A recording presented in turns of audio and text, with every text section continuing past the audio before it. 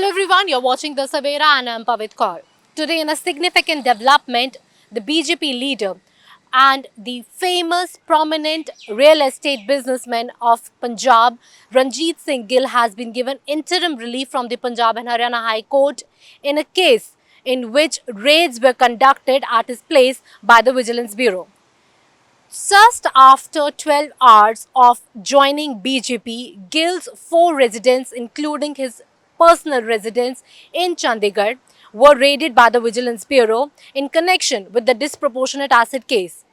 So this case is being linked by the Vigilance Bureau with the Akali Dal leader Bikram Singh Majitia, who is arrested and is right now lodged in Naba jail in a disproportionate asset case.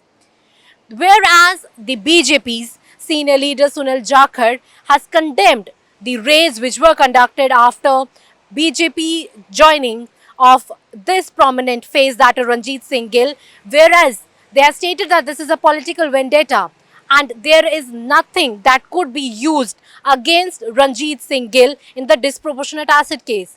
Whereas the Aam Aadmi Party led government has stated that Vigilance Bureau has found few documents in which there were some transactions that have taken place between Bikram Singh Majitia and Ranjit Singh Gill's developing companies.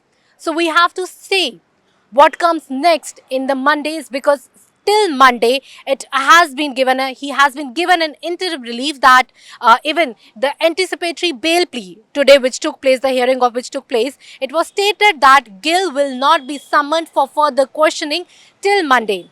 So we have to see, because right now it is an interim relief from the arrest, but what comes on Monday for Ranjit Singh Gill has to be seen. With Sumit, this is Pavit Kaur for The Savera.